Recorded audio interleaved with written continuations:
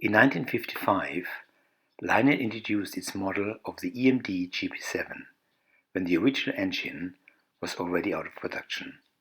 Various models were produced until 1966. The original EMD GP-7 diesel-electric locomotive was built by General Motors Electromotive Division between 1949 and 1954. It had a 1500 horsepower 16-cylinder engine. It was used for both passenger and freight, indicated by the abbreviation GP, which stands for General Purpose. Here you see a video of an original GP-7 of the Cincinnati Scenic Railway, with permission from Delay in Block Productions. Different Lionel models were only produced for 1 or 2 years and were then replaced by one featuring a different railroad company. Most of these locos were equipped with magnet traction, a horn, remote control couplers, and lights.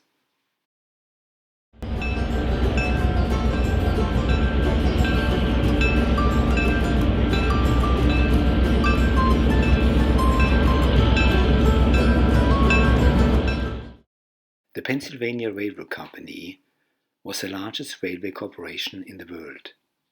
They bought 66 GP-7s out of a total production of 2,734. The 2028 is an economy model which lacked the horn.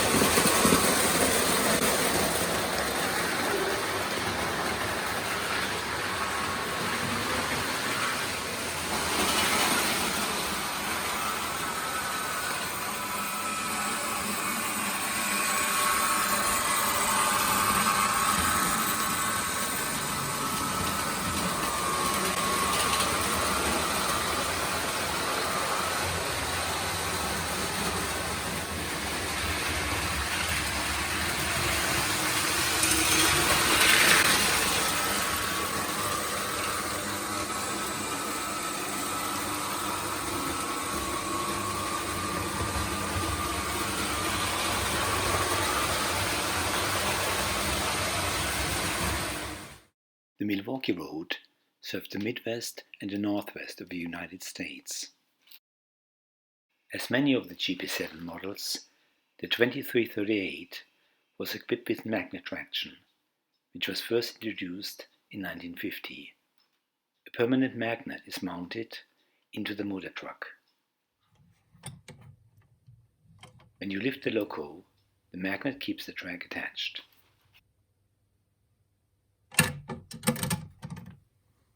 This is the motor truck of the 2338.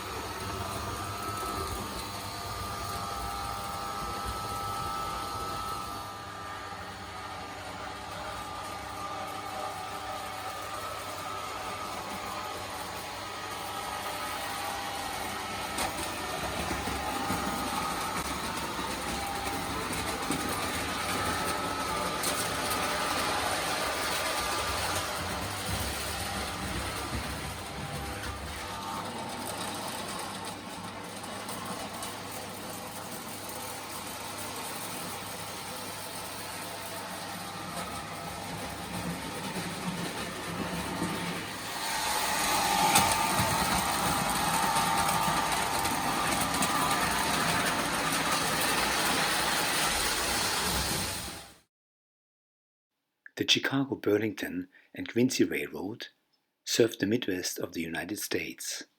They bought 68 units of the GP-7. In the catalogue, it was also shown as a set with passenger cars, and I show it here as a passenger train.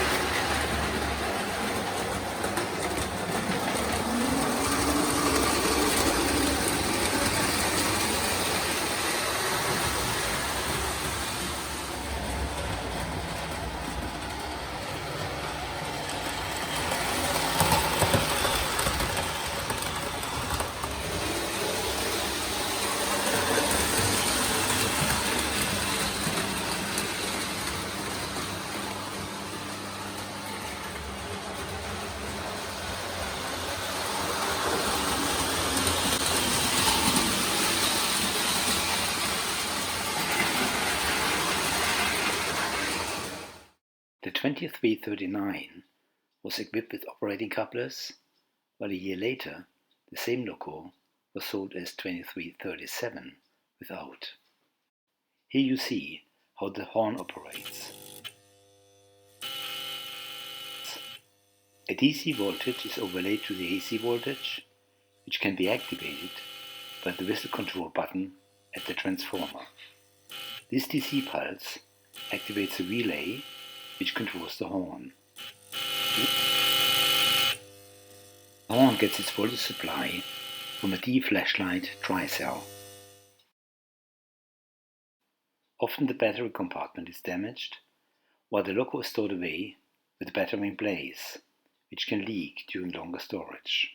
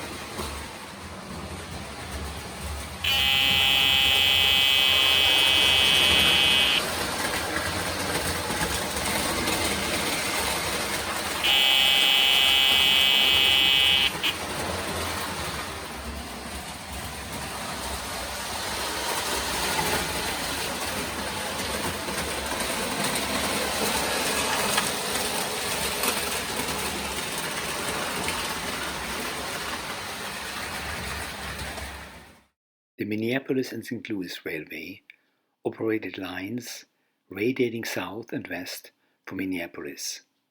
They owned 7 units of the GP-7. Here I illustrate how the remote control coupler works. The pre-war variant of the uncoupling track was introduced in 1938 and activated a coil in each coupler. This post-war variant, introduced in 1949, is simpler and cheaper to manufacture. One has to stop the loco over the central electromagnet of the remote control track.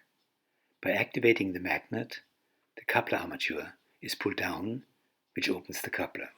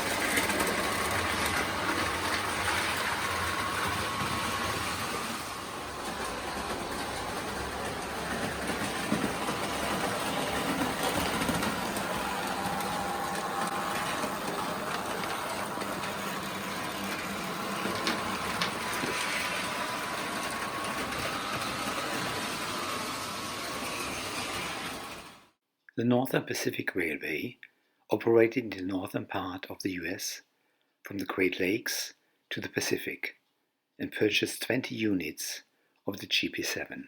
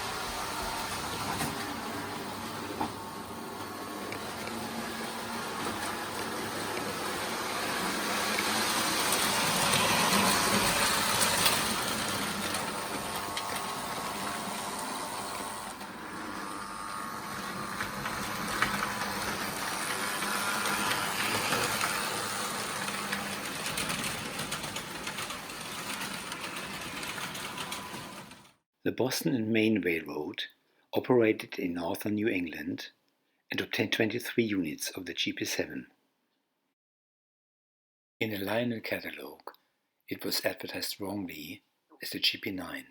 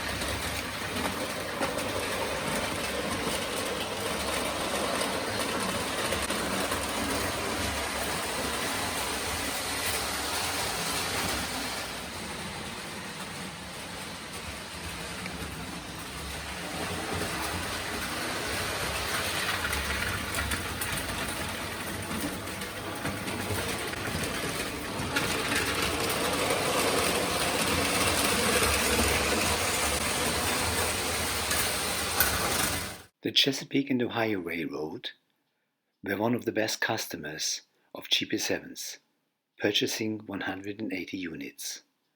The model 2347 was catalogued from 62 to 63 and also sold by Sears as an uncatalogued version under the number 2347 in 1965. Here it pulled some operating cars, newly introduced in 1962, including the aerial target launching car, which controls a balloon due to the Coanda effect.